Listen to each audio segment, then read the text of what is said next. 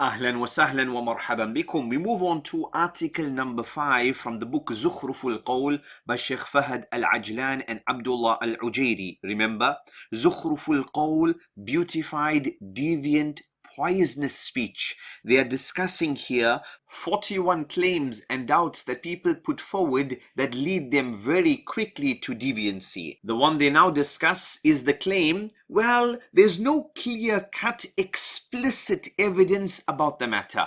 That the individual says to you, ليس هناك دليل قطعي. There's no clear-cut, explicit, unequivocal type of evidence. That's what he wants. He wants it to be like, don't do this, do this. This is an order. This is what he wants from the Sharia.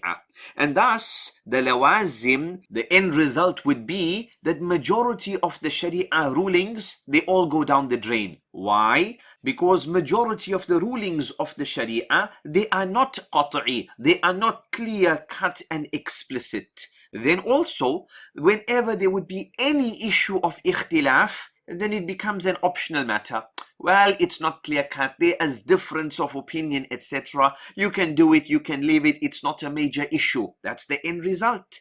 And then also, subhanallah, then one cannot reprimand any individual in non-ijma'i matters. As long as there's no consensus on the matter, well, it's an open matter. You do what you want and I will do what I want. We say to such an individual, subhanallah, that number one, your qa'idah, this principle, this rule that you are pulling up where you state, well, there's no clear-cut explicit evidence on the matter. This qa'idah, this principle, this rule that you've made up, in reality, it has no dalil qat'i for itself. How does it stand? What's the basis of this rule that you've made up? Where is the dalil qat'i for this matter here? Where is the clear-cut explicit evidence in the Sharia that if we do not have clear-cut explicit evidence, then you can take it, you can leave it, it's all up to you. Where's that evidence? This is like that sunnah negator who is using a hadith to defend his position. Allah musta'an.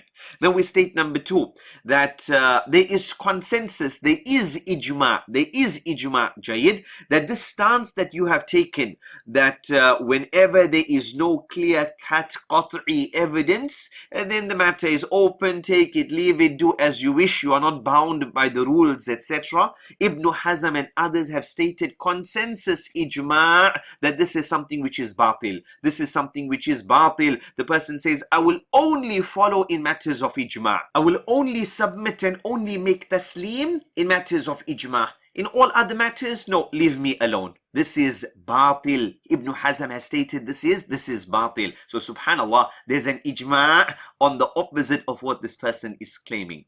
Number 3, we state to them that Allah subhanahu wa ta'ala has mentioned in the noble Quran, فَإِن تَنَازَعْتُمْ فِي شَيْءٍ فَرُدُّوهُ إِلَى اللَّهِ وَالرَّسُولِ إِن كُنتُمْ تُؤْمِنُونَ بِاللَّهِ وَالْيَوْمِ الْآخِرِ. That if you differ in matters, etc., return it back to Allah, return it back to the Rasul sallallahu alayhi wa sallam. This proves that we will differ.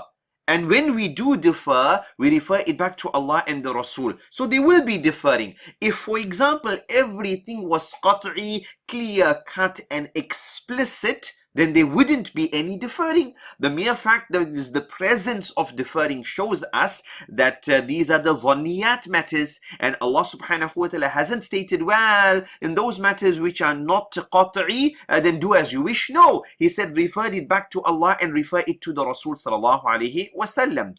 Similarly, وَمَا اخْتَلَفْتُمْ فِيهِ مِنْ شَيْءٍ فَحُكْمُهُ إِلَى اللَّهِ. Whatever you differ, etc., refer it back to Allah subhanahu wa ta'ala. If the case was, well, we will only follow and make submission in matters which are qat'i, and all other matters we are left to our own whims and fancies, then Allah wouldn't have said, then return it back to Allah. Jayid. Then number 4, we state to them that Allah subhanahu wa ta'ala mentions in the noble Quran that He has sent down some verses which are muhkam, clear-cut, etc., and some verses which are mutashabihat. هو الذي أنزل عليك الكتاب منه آيات محكمات هن الكتاب وأخر متشابهات. That Allah subhanahu wa ta'ala has sent down verses which are muhkam and others are mutashabihat. فأما الذين في قلوبهم زيغ فيتبعون ما تشابه منه. That those people whose hearts are rotten, they are the ones who follow the mutashabihat matters. This is a test, dear brother, dear sister. These verses, etc. This is a test. Allah wants to see those who are sadiq and those who are kadhib. Those who are obedient to Allah subhanahu wa ta'ala and those who are disobedient. Those who want to follow their whims and their fancies. Jayyid. We are supposed to understand the mutashabihat. Those verses that are not clear cut, not super explicit, etc. There's multiple meanings with regards to them. Jayyid. We understand them in light of the muhkam verses. That's the correct methodology, right? If everything was qat'i, then there wouldn't be any test. If everything was do this, don't do this, you ordered to do this, you must do this, etc. Then where's the test? Where's the test, Jayid? Number 5, we say to them that our Sharia, it is salih, it is good for all places and all times. The Sharia has the muhkam verses, non-changing matters, Jayid ahkam, and it's also got ahkam that are open to change based upon place and time. But if everything was qat'i, do this, don't do this, do it like this, do like this, don't do this, etc. Jayid. If everything was qat'i, then it would negate this feature of the Sharia. This is one of the salient positive features of the Sharia, that it's applicable under all circumstances, all places, all times. But if everything was muhkam, then it would lose that ability. Allah musta'an. We say to them, number 6, that O you who only wants the qat'i matters, clear cut, explicit, and it must be certain, etc. You who only wants to accept the qat'i matters, etc. You have rejected most ahadith because you state that they are ahadith, and so they are zanni in their nature, they are not qat'i in their nature. Jayyid. Then why do you accept the noble Quran? Why do you accept the noble Quran, Jayid? There are verses in the noble Quran which are zanni in dalala. Yes, the entire Quran, it is qat'i in its thubut, in its reaching us, in its transmission, in terms of that type of authenticity, it's 100%. But in terms of what it means, in terms of its implication, then there are many verses, the mutashabihat, etc. They are zanni in their dalala, in their inference. So why do you accept them?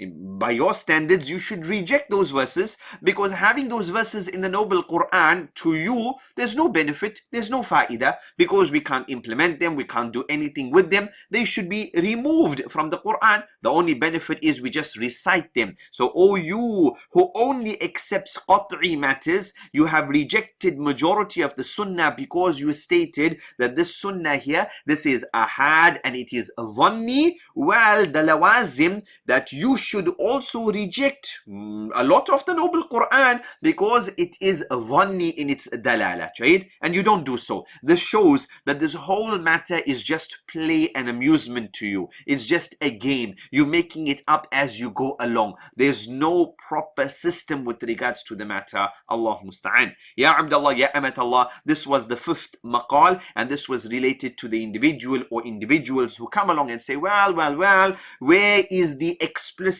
clear-cut evidence? They make a claim that we should have clear-cut evidence with regards to everything. Allah musta'an, Allah musta'an.